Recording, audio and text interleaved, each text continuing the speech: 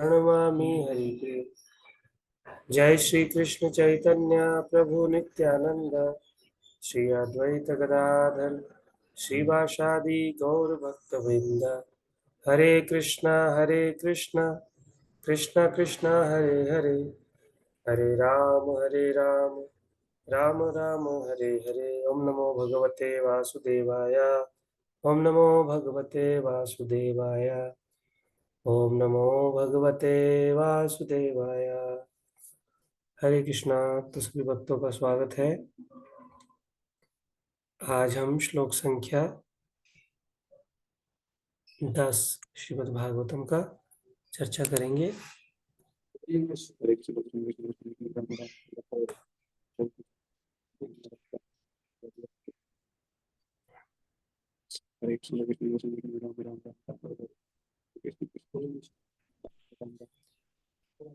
अभी तक हमने 3 श्लोक किए और मोहित प्रभु, आपका माइक अनम्यूट है, म्यूट कर लीजिए। आप कुछ कहना चाह रहे हैं, आपकी आवाज साफ नहीं आ रही।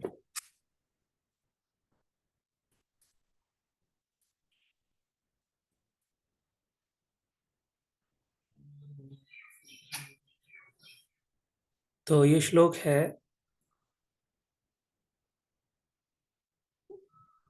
1.1.10, 10वां श्लोक है पहले स्कंद के पहले अध्याय का। तो इसमें कलयुग के जो जीव हैं उनके 5 लक्षण बताए गए हैं। 5 क्वालिटी क्या है कलयुग के जीवों में वो बताई गई है। और हमारे मन में ये प्रश्न आ सकता है कि भागवतम में ये कलयुग के जीवों का वर्णन कहाँ से आ गया। इसमें तो भगवान की लीलाओं के बारे में बताया जा रहा है, भगवान के अवतारों के बारे में, भगवान के भक्तों के बारे में बताया जा रहा है। तो फिर ये कलयुग के जीवों के बारे में कहाँ से चर्चा आ गई। तो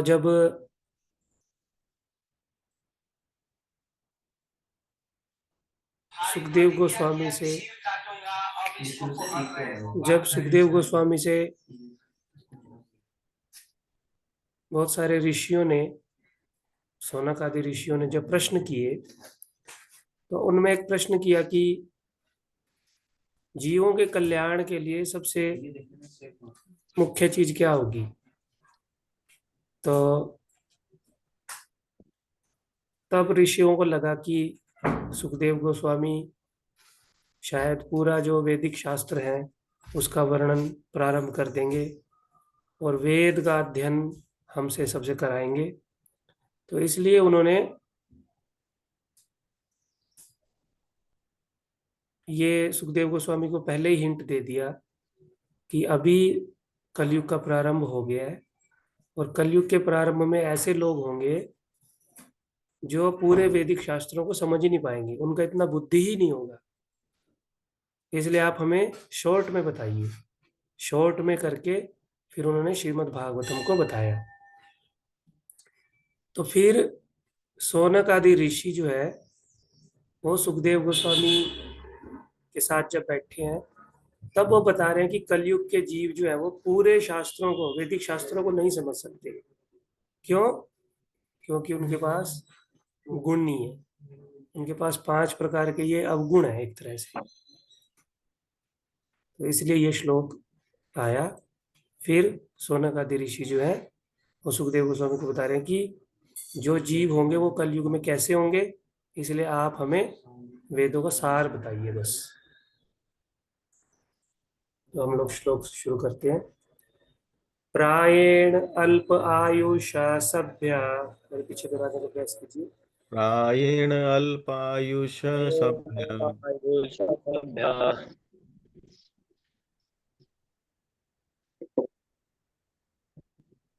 प्रायेण अल्प आयुषा सभ्या, प्रायेण अल्पायुष सभ्य प्रायेण अल्प आयुषा सभ्या, प्रायेण अल्पायुष सभ्य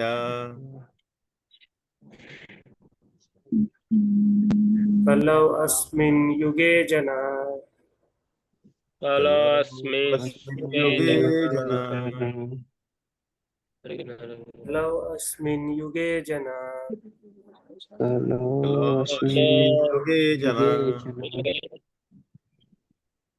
एक सेकेंड में इसको दोबारा से शेयर करता हूँ ताकि वो क्लियर आपको आ सके।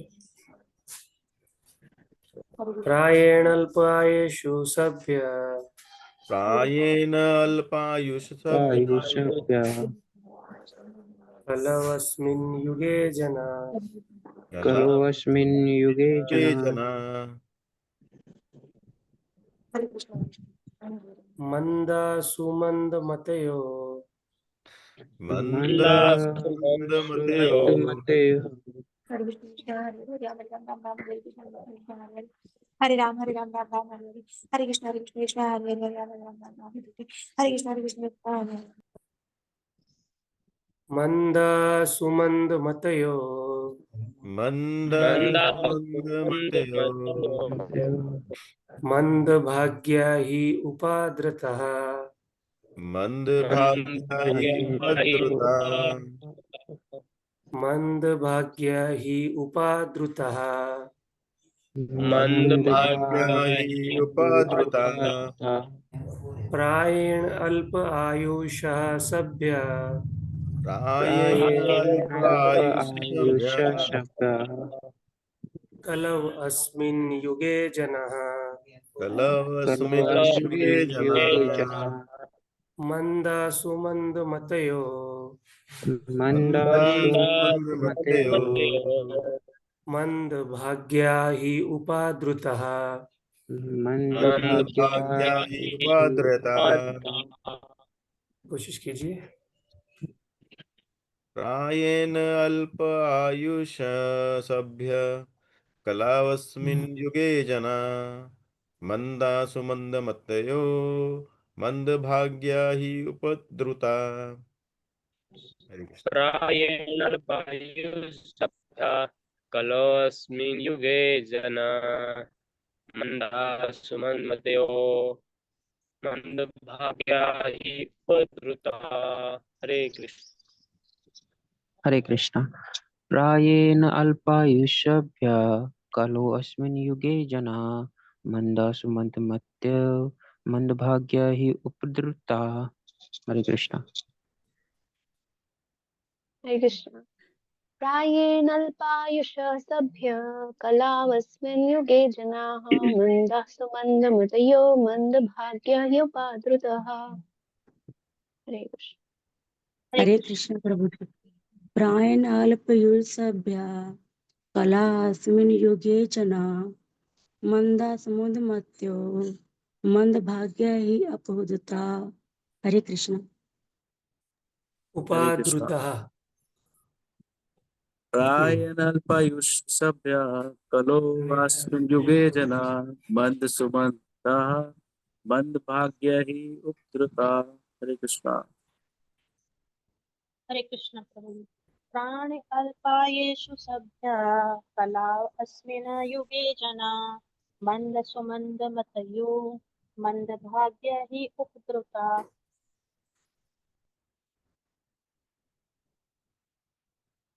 और कोई? हरे कृष्ण प्रभु। प्राये अल्पायुष्या अश्पिकलो अस्मिन् युगे जमा वंदा सुमन वंद प्रभु जी भाग्य। ध्यान से सुनिए ना। जब सब लोग बोल रहे हैं ध्यान से सुनिए, ठीक है। फिर कोशिश कीजिए। प्रायेण अल्प आयुषः सभ्य कलौ अस्मिन् युगे जनः मंदः सुमन्दमतयो मंदभाग्या हि उपाद्रुतः। बोलिए। अभी बोलिए प्रभु जी, ट्राई कीजिए। हरे कृष्ण प्रभु। प्राये अल्प आयुष्या सभ्य सभ्य सभ्य कलौ कलो अस्मिन् अस्मिन् युगे जनः युगे जना मंदा सुमंद मंद भाग्य ही उपद्धा। हरे कृष्ण प्रभु। प्रभु जी ये अनुपुष्टिक छंद में होते हैं ये सब लोग, ये श्लोक जो होते हैं अनुपष्टक छंद। अनुपष्टक छंद क्या है? हमें ये पूरा श्लोक को 4 भागों में डिवाइड करना है। ऊपर वाली लाइन को 2 भाग में डिवाइड करना है, नीचे वाली लाइन को 2 भाग में डिवाइड करना है। टोटल इसमें 8 मात्राएं होती हैं। तो 8 मात्राओं को कैसे बोलना है? 2 यहाँ तक बोलना है, सभ्य तक। प्रायेण अल्प आयुषा सभ्य कलौ अस्मिन् युगे जना। प्रायणायुषा सभ्य कला सभ्य युगे नहीं जना। सभ्य के बाद थोड़ा रुकना है। प्रायेण अच्छा, अल्प आयुषः सभ्य, यहाँ पे 1 मात्रा खत्म हो, 2 मात्रा खत्म हो। फिर उसके बाद कलौ अस्मिन् युगे जनः। प्राय आयुष सभ्य कलो अस्मिन् युगे जना। ऐसे प्रभु। मंदा सुमंद मतयो। मंदा सुमंद मतियो। फिर रुकना है। फिर उसके बाद मंद भाग्या ही उपाद्रता। मंद भाग्य ही उपाद्रता। बहुत अच्छा प्रभु जी, वेरी नाइस, हरे कृष्ण प्रभु, धन्यवाद। धन्यवाद। और कोई? हरे कृष्ण प्रभु जी, दंडवत प्रणाम। धन्यवाद। प्रायेण अल्प आयुषा सभ्य कलो अस्मिन् युगे जना। नहीं माता जी मंदा आप भी वही गलती कर रहे हैं ना। मैंने बताया ना अभी, प्रायेण अल्प आयुषा सभ्य, यहाँ पे विराम है ना, छोटा सा विराम है, रुकना है। फिर उसके बाद कलौ अस्मिन् युगे जनः। जी प्रभु जी। बोलिए। प्रायेण अल्प आयुष सभ्या कलो अस्मिन् युगे जना। मंद सुमंद मतयो मंद भाग्या हि उद्धृता। हरे कृष्ण। हरे कृष्ण। आई थिंक सबने बोल लिया, तो हम लोग इसका अभी डिस्कशन करते हैं कि जो कलयुग है उसमें जीवों में 5 प्रकार के लक्षण जो पाए जाते हैं, जो सूत गोस्वामी सुखदेव गोस्वामी को बता रहे हैं, ताकि वो सारे स्क्रिप्चर का एसेंस बताएं हमें। और पूरा स्क्रिप्चर अगर बताने जाएंगे तो कलयुग के जीव समझ नहीं पाएंगे, क्योंकि कलयुग के जीवों में क्या है? प्रायेण अल्प आयुषा। प्राय अल्प आयुषा, अल्प आयुषा का अर्थ है यहाँ पे उनका जो एज है वो बहुत कम है।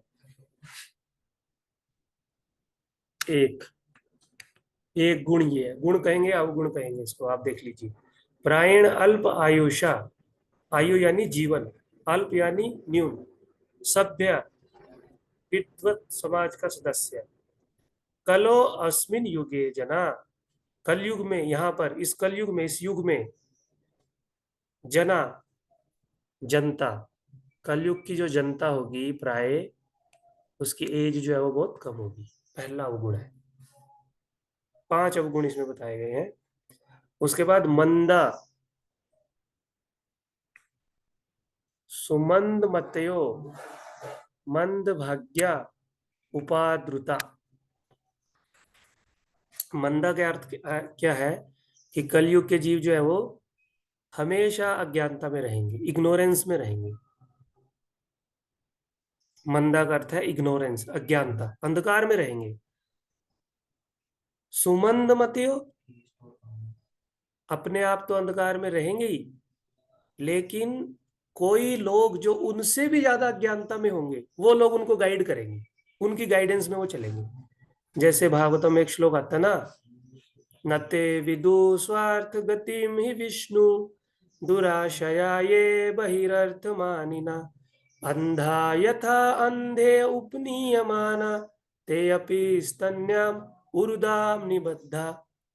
कि कलयुग में लोग क्या करेंगे? एक अंधा व्यक्ति दूसरे अंधे व्यक्ति को बोलेगा मैं तुम्हें रास्ता दिखाता हूं, मेरे पीछे पीछे चलो।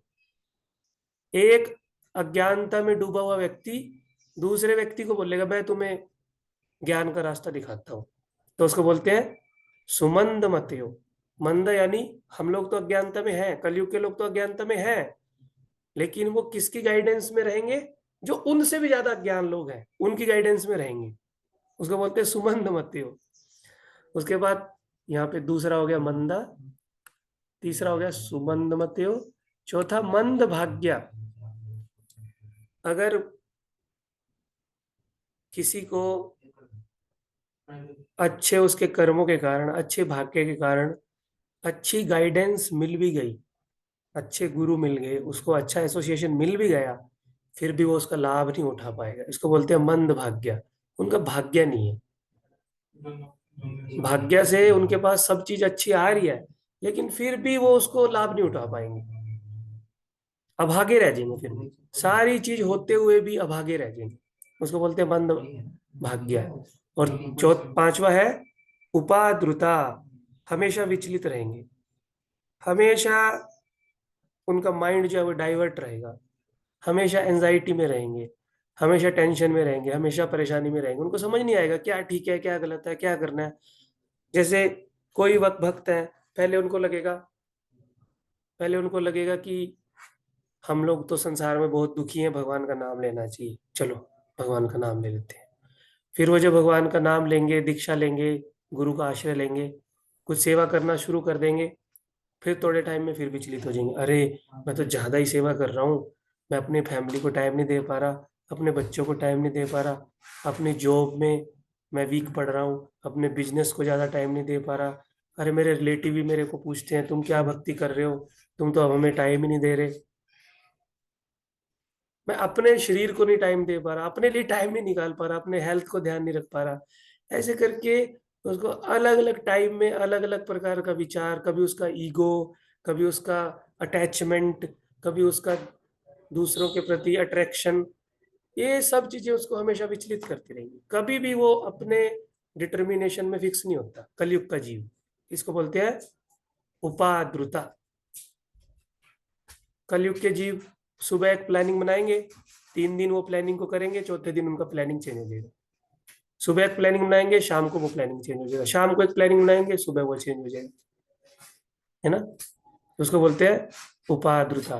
अब ऐसे जीव जिनकी आयु भी कम है, जो अज्ञानता में है, और उनके द्वारा गाइड किए जाते हैं जो उनसे भी ज्यादा अज्ञानता में है, सुमंद मतियो, और भाग्य भी नहीं है, अच्छी चीज अगर उनको दे भी देंगे तो उनके भाग्य में नहीं है कि उससे वो लाभ उठा लेंगे, और हमेशा विचलित रहेंगे। क्या ऐसे लोग वैदिक शास्त्रों को अच्छे से जान सकते हैं? क्या वैदिक शास्त्र पढ़ने का उनके पास समय है? नहीं है। इसीलिए सोनक आदि ऋषियों ने सुखदेव गोस्वामी को बोला कि शॉर्ट में बताओ। 6 प्रश्न उन्होंने पूछे पूरी भागवतम में, उन 6 प्रश्नों के उत्तर फिर भागवतम में दिए जा रहे हैं, उन उत्तरों के ही एक्सप्लेनेशन में अलग अलग स्टोरी आ जाती है। तो अनुवाद पढ़ लीजिए प्रभु जी।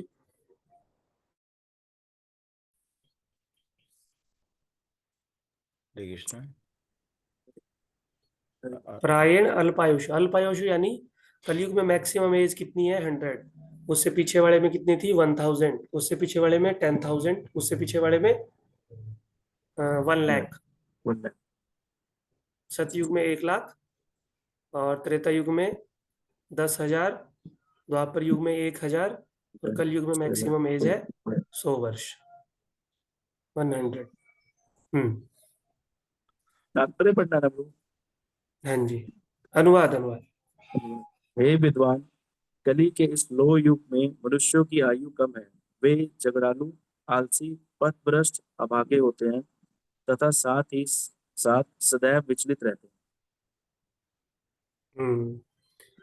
मंदा यहाँ पे आलसी बताया गया है, लेकिन इंग्लिश में इसको इग्नोरेंस लिखा हुआ है। आलसी मतलब अज्ञानता में रहते हैं। आलसी व्यक्ति अज्ञानता में रहेगा ना, कुछ करना नहीं चाहेगा, कुछ जानना नहीं चाहेगा,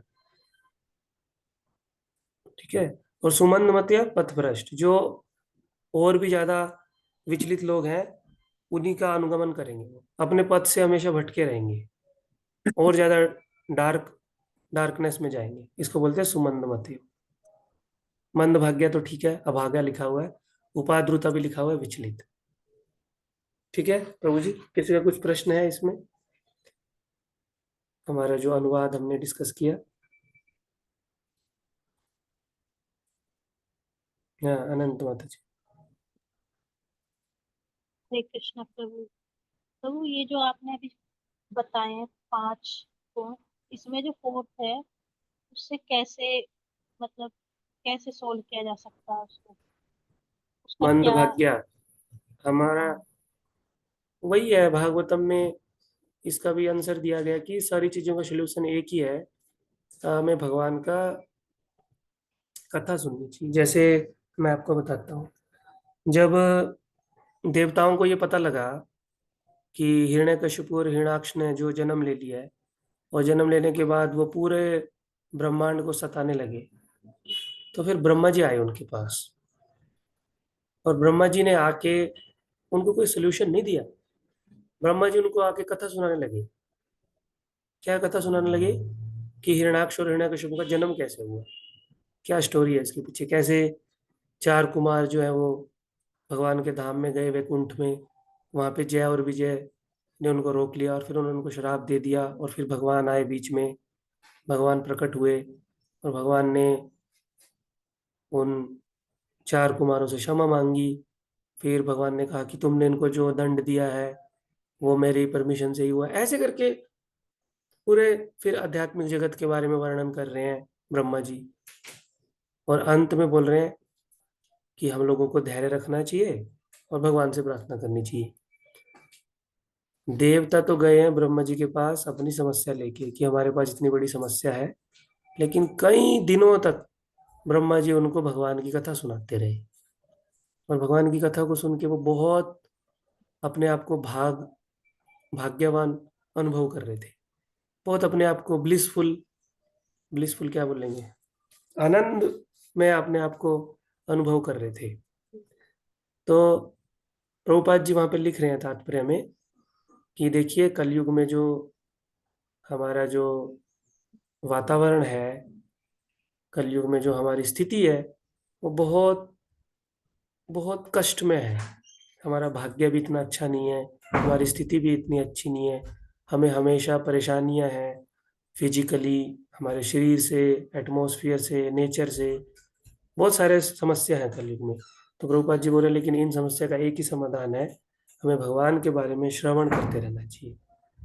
जैसे प्रभुपाद जी बोलते थे कि रेगिस्तान में सारी जगह रेत ही रेत है, लेकिन हमारे जो मंदिर है, इस्कॉन के जो मंदिर है जहाँ पे भगवान की कथा होती है, वो मरु स्थान में जलाशय का काम करते हैं, पानी का काम करते हैं। यानी व्यक्ति को वहां से राहत मिल सकती है पानी पी के। इसी तरह से इस भौतिक जगत में हर तरफ ताप ही ताप है, हर जगह संकट ही संकट है। लेकिन इनका एक ही सोल्यूशन है, हमें भगवान के बारे में सुनना और भगवान का कीर्तन करना, श्रवण और कीर्तन करना। तब हम जो संसार का बंधन है उससे मुक्त हो सकते हैं, और हमारा जो भाग्य है वो भी बदल सकता है। हमारा जो अभागा भाग्य है वो भी बदल सकता है।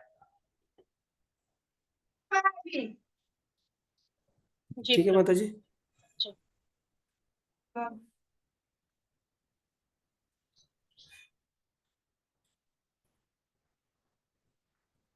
देखो, आपने श्लोक आज सुना तो आपको लग गया कि सच में हम लोग तो ऐसे ही हैं सब लोग, हमारा भाग्य भी इतना अच्छा नहीं है, हम लोग तो चीजों को समझ ही नहीं पाते। हमेशा होता कुछ है, हम लोग समझ कुछ लेते हैं, हमेशा मिसअंडरस्टैंडिंग हो जाती है, कम्युनिकेशन में मिसअंडरस्टैंडिंग हो जाती है, किसी के साथ रिलेशन में मिसअंडरस्टैंडिंग हो जाती है। इसको बोलते हैं मंदा। हमारा ज्ञान जो है बहुत सीमित है।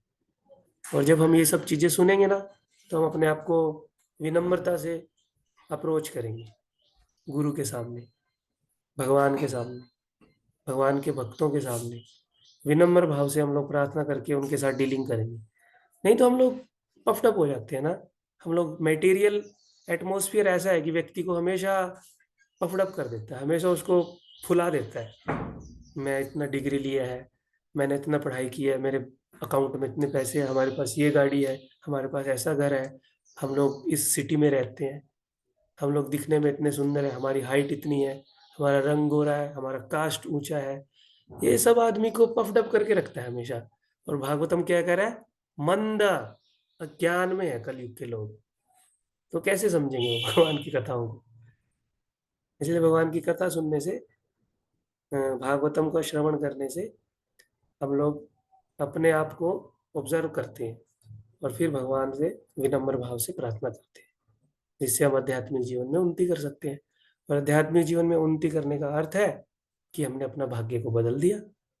हम जो विचलित होते थे, हम भगवान की भक्ति में स्थिर हो गए। हम जो अज्ञानता में थे, अब ज्ञान में आ गए।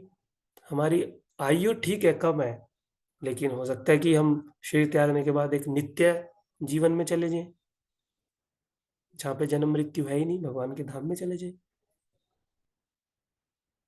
तो इसका एक ही सोल्यूशन है प्रारंभ में, कि हमें भगवान के बारे में सुनना है, ध्यान से सुनना है, और उसको फिर बाद में स्मरण करना है। और कोई किसी का कुछ प्रश्न है?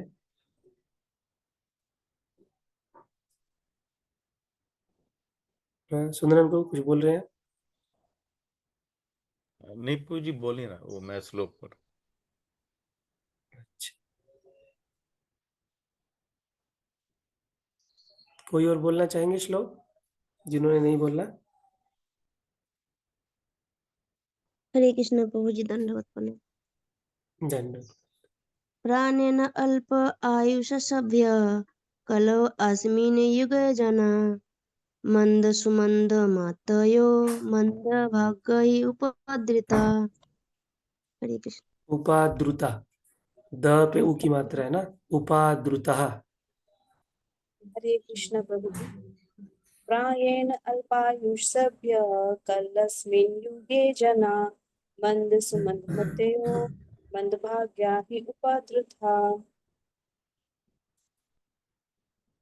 कुछ श्लोक जो है वो याद रखने हैं भगवान के बारे में। जैसे पहला श्लोक याद रखना है भगवान के बारे में ना, दूसरा श्लोक याद रखना है भागवतम के बारे में, तीसरा भी भागवतम के बारे में, लेकिन चौथा श्लोक याद रखना है अपने बारे में। अपने आप को अपना स्मरण कराते रहना है कि हम लोग क्या है कलयुग में। प्रायेण अल्प आयुषा सभ्य कलो अस्मिन् युगे जनः मंदा सुमंद मतयो मंद भाग्या ही उपाद्रुतः। 5 चीजें याद रखते रहना हमेशा अपने बारे में। प्रायण अल्पायुषु, मंद सुमंद मतयो मंद भाग्या उपाद्रुता।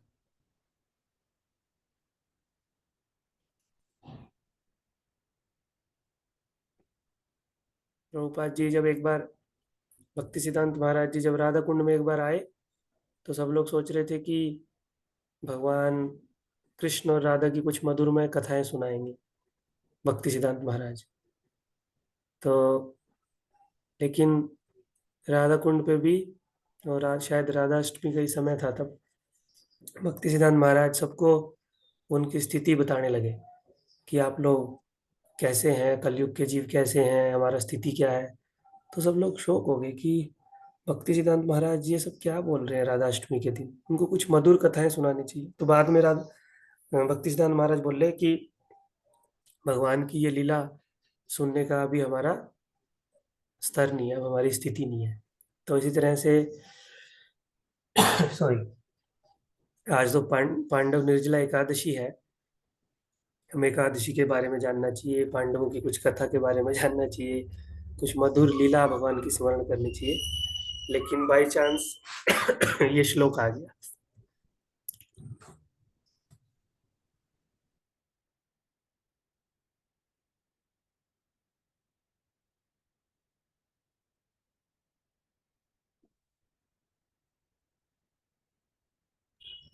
किसी का कुछ और प्रश्न है, कुछ मत है?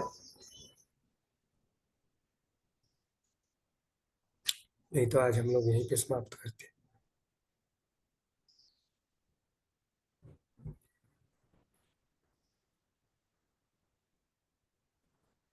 हरे कृष्णा। श्रील प्रभुपाद की जय। ग्रंथराज श्रीमद् भागवतम की जय। धन्यवाद प्रभु। धन्यवाद। हरे कृष्ण।